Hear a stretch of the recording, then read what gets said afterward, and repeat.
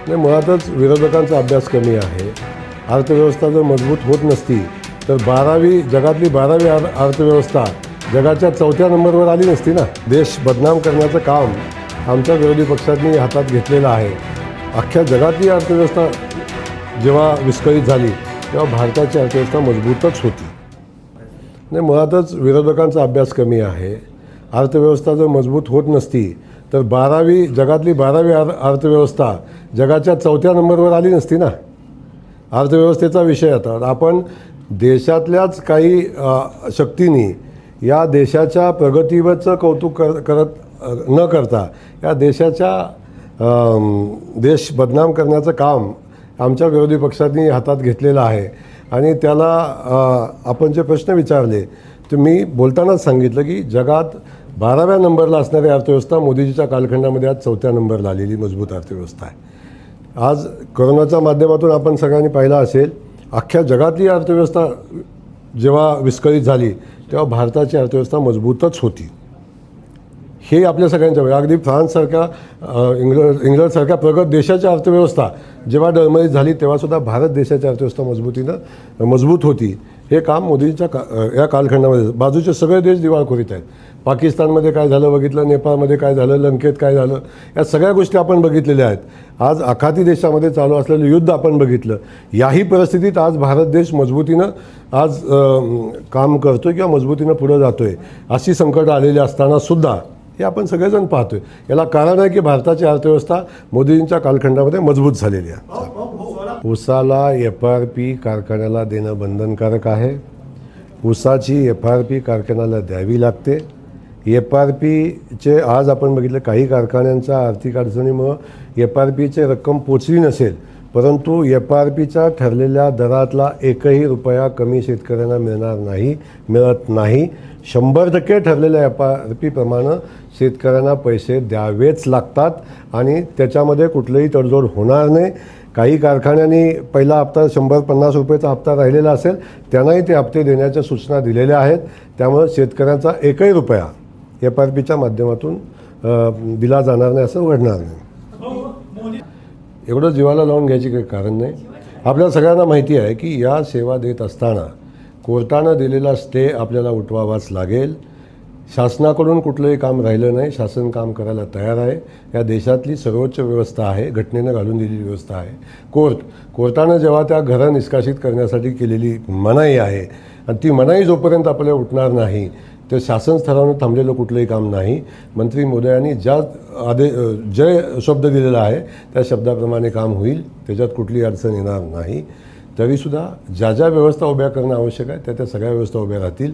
विमानसेवेची काळजी तुम्हाला जेवढी आहे, सोलापूरला जेवढी आहे, आपल्या सगळ्यांनाच काळजी आहे. विमानसेवा या शहराची चालू राहिली पाहिजे, आपल्या सगळ्यांच्या भावना आहेत.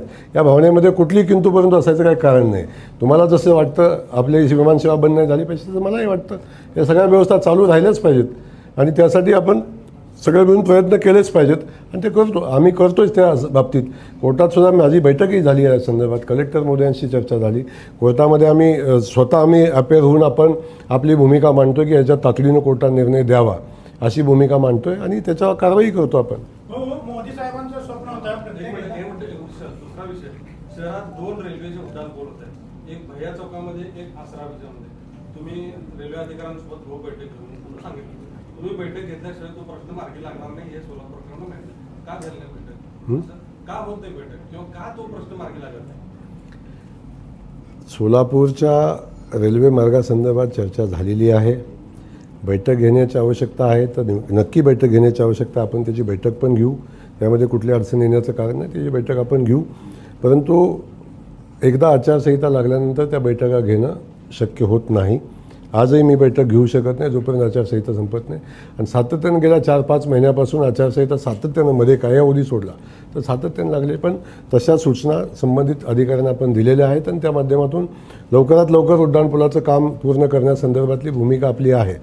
आज आपण बघतो सातत्यानं शहरामध्ये ज्या वेगानं कामं आज होत आहेत, किंबहुना सोलापूर जिल्ह्याचा विकास ज्या वेगानं होतो आहे, याच्या आपण सगळे सण साक्षीदार आहोत. तर त्याचा फील पण आपण घेतो आहे. असं नाही की वेगळा काय विषय आहे, पण आपण त्याचा फील आपण घेतो आहे की ज्या वेगानं या सोलापूर शहरामध्ये बदल होत आहेत, सोलापूर जिल्ह्यामध्ये बदल होत आहे, महाराष्ट्रामध्ये बदल होत आहे, देशामध्ये बदल होत आहे, याचे आपण साक्षीदार आहोत. 2023 साली तुझं टेंडर निघालं असं आणि नाराज होऊ नका म्हटलं. 3 वर्षापूर्वी टेंडर निघाले, काय गती आहे त्याची? दुसरे त्या भैया चौकाची गती 10% पण भाऊ काम झालं नाही. ते कसं तुम्ही मला सांगा, कुठल्या गतीने चाललंय कुठलं भैया चौकातल्या पुलाचं काम? ज्या टेक्निकल अडचणी होत्या त्या सोडवण्याचं काम केलं आहे. कॉन्ट्रॅक्टरनं वेगानं काम केलं पाहिजे, ही परिस्थिती आहे. 23ला टेंडर झालेलं आहे. कॉन्ट्रॅक्टरला काम करण्याची जेवढी मुदत आहे त्या मुदतीत कॉन्ट्रॅक्टरनं काम करणं अपेक्षित आहे आणि त्याच्यापेक्षा अधिकचा कालखंड झाला असेल तर त्याच्यावर कारवाई निश्चित होईल. परंतु कॉन्ट्रॅक्टरनं टेंडर झाल्यानंतर त्याला जो पिरियड असतो काम करण्याचा, त्याच्या अगोदर त्याच्यावर कारवाई करता येत नाही. तेव्हा जो कॉन्ट्रॅक्टरचा पिरियड आहे त्याच्या पिरियडमध्ये त्याने काम करणं अपेक्षित आहे आणि तो जर कालखंड पूर्ण झाला असेल तर नक्की त्याच्यावर कारवाई करायला लागेल. परंतु त्या सगळ्या गोष्टी आपण तपासून पाहू आणि कामाचा वेग वाढला पाहिजे, ही भूमिका तुमची आहे, माझीही आहे. माझी वेगळी कुठली भूमिका नाही. आम्ही त्याचा सातत्याने त्याचा फॉलोअप घेतो आहे. पण शेवटी ही मानवनिर्मित व्यवस्था आहे.